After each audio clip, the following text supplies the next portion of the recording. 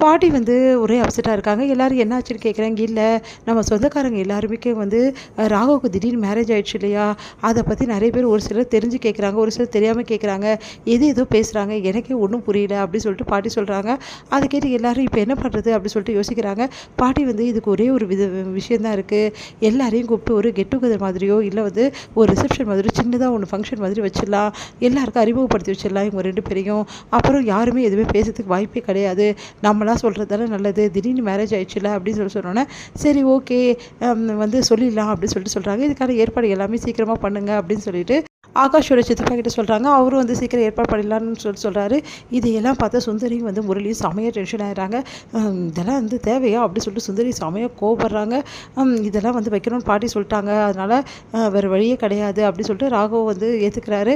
அடுத்து வந்து எல்லாருமே வந்து அப்படியே பார்த்துக்கிட்டே இருக்காங்க. அப்போ ராகவ் கிட்ட ராகவ் இங்கே பாரு ராகவ், எல்லாம் முன்னாடி வந்து அபிக்கிட்ட கோவமாக நடந்துக்காத, புரியுதா, சாந்தமாக நடந்துக்கோ அப்படின்னு சொல்லிட்டு அவங்க அக்கா வந்து அட்வைஸ் பண்ணுறாங்க. அப்போ தான் வீட்டுக்கு நல்லதுன்றாங்க.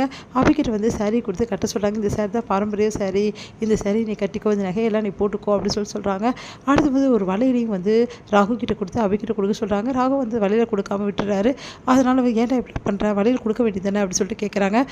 உண்மையாகவே வந்து நீ கொடுக்கணும்னு என்ன இல்லையா, நாங்கள் இவ்வளோ சொல்கிறோம்ல அப்படின்னு சொன்னோன்னா வேறு வழியெல்லாம் வந்து அவங்க அம்மாவோட வளையலை ராகு வந்து கொடுக்குறாரு. அடுத்து வந்து வீட்டில் உள்ளவங்க எல்லாருமே ரொம்ப சந்தோஷமாக இருக்காங்க. ஆனால் அபி மட்டும் செம்மையாக டென்ஷனாக இருக்காங்க. அதை கேட்டு வந்து அதை பார்த்து வந்து அனு வந்து ஏன் அபி நீ மட்டும் இப்படி இருக்க அப்படின்னு வேறு என்ன பண்ணுறது, அவர் என்கிட்ட சரியாகவே பேச மாட்டார், நான் எப்படி போய் இல்லாமல் நிற்க முடியும், நான் போகல அப்படின்னு அடம்பிடிக்கிறாங்க. அதுக்கப்புறம் அவங்க அக்கா வந்து சொன்னதால் வேறு வழி இல்லாமல் கிளம்புறாங்க.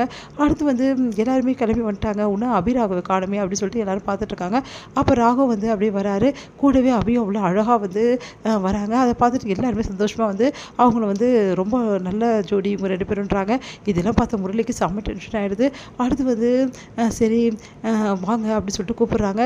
இங்கே எல்லாருமே வந்து பார்த்துட்டு இருக்கும்போது சுந்தரி வேணுமே வெறுப்பேற்றி பார்க்குறாங்க. உடனே வந்து அபியை பற்றி ரொம்ப கேவலமாகவும், அதே டைமில் வந்து அபி வந்து இல்லாத வீட்டில் பொண்ணு வந்து கல்யாணத்துக்கு போனதால் கட்டிட்டு வந்துட்டாங்க அப்படின்ற மாதிரியும் வந்து ரொம்ப மோசமாக பேசிகிட்டே இருக்காங்க. அதையெல்லாம் பார்த்து வந்து ராகவ் செம்மையாக டென்ஷன், எல்லாம் நிறுத்துறீங்களா, இங்கே பாருங்கள், நீங்கள் என்ன சொன்னாலும் சரி, அபி என் பொண்டாட்டி புரியுதா, தேவையில்லாமல் என் பொண்டாட்டியை பற்றி பேசுங்க, சும்மா இருக்க மாட்டேன் அப்படின்னு சொல்லிட்டு அப்படியே வந்து அபியை ஹக் பண்ணி எல்லாம் முன்னாடி சொல்கிறாரு. அதை பார்த்து அபிக்கு ஒன்றுமே புரியல. கொஞ்ச நேரம் தண்ணியை மறக்கிறாங்க. இது டென்ஷன் பார்ட்டியா, இப்படி வந்து நம்மளை வந்து நடந்துக்கிறாரு நம்மக்கிட்ட அப்படின்னு சொல்லிட்டு ஒன்றும் புரியாமல் யோசிக்கிறாங்க. வர வர இவர் ஜெயிலரா இல்லை உண்மையை ராக்கி பாயானே தெரியலையே அப்படின்னு சொல்லிட்டு பார்த்துக்கிட்டே இருக்காங்க. அடுத்து வந்து வா அபி அப்படின்னு சொல்லிட்டு கீழே கூட்டின்னு வராரு. அபிக்கிட்ட ரொம்ப பாசமாக நடந்துக்கிறாரு. எல்லாம் முன்னாடி சாப்பாடும் ஊட்டுறாரு. இதெல்லாம் பார்க்கும்போது அபிக்கு மயக்கமே வருது. இதெல்லாம் பார்த்து வந்து என்ன பண்ணுறாரு, முரளி செம்ம டென்ஷனாக இருக்காரு. அவரால் தாங்கிக்கவே முடியல, செம்மையாக கோவமாகறாரு. அது வந்து எல்லாக்கிட்டையுமே வந்து அபியை பற்றி அபி வந்து ஒரு கடை நடத்திட்டு வராங்க, அவங்க டேலண்ட் ஆனவங்க அப்படின்லாம் பண்ணிட்டு பாட்டி வந்து எல்லாக்கிட்டையுமே சொல்கிறாங்க. அபி அனு 2 பேருமே வந்து பாட்டி வந்து பெருமையாக பேசிகிட்டு இருக்காங்க. இதெல்லாம் பார்த்த சுந்தரிக்கு செம காடாக இருக்குது. அப்படியே வந்து பார்த்து முறைச்சிட்டே இருக்காங்க. அடுத்து வந்து இப்படி நடந்துச்சு அப்படின்னு சொல்லிட்டு செமையாக டென்ஷன் ஆகிடுறாரு முரளி. அடுத்து முரளி பார்க்கும்போதே வந்து அபியராகவும் ரொம்ப க்ளோஸாக மூவ் பண்ணுறாங்க. இதெல்லாம் பார்த்த முரளி வந்து செம்ம டென்ஷன் ஆகி அவங்கள பார்த்து டென்ஷன் ஆகிறாரு.